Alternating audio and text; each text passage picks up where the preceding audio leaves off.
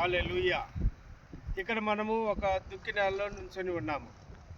ఈ దుక్కి నేలలో యాజ్ ఇట్ ఈజ్గా ఇదే విధముగా విత్తనము విత్తిన, గింజలు నాటిన ఇక్కడ పంట రాదు. ఆ విత్తనములు మొలకెత్తవు. ఎందుకనంటే ఇది సాగు చేయబడకుండా ఉన్నటువంటి దుక్కి నేల. అయితే ఈ దుక్కి నేల దున్ని దానిలో నీరు పెట్టి సేద్యం చేసినప్పుడు ఇదిగో ఈ విధంగా తయారవుతుంది.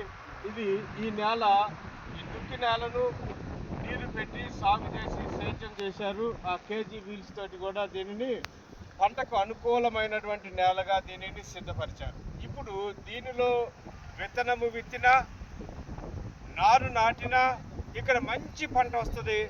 అదే విధముగా మంచి ఫలములు వస్తాయి. ఇక్కడ యేసుక్రీస్తునందు నా ప్రియమైన సహోదరి సహోదరుడా, ప్రభు చెబుతూ ఉన్నాడు, మన హృదయము సారవంతమైనటువంటి నేల వలె ఉండాలి. ఎప్పుడైతే మన హృదయము సారవంతమైన నేల వలె ఉంటుందో అప్పుడు విత్తబడినటువంటి వాక్యము మనలో 30 గాను 60 గాను 100 గాను ఫలిస్తుంది.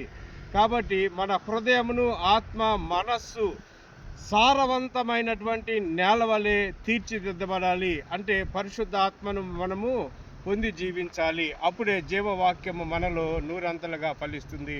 యేసుక్రీస్తు నామమున ఆమేన్.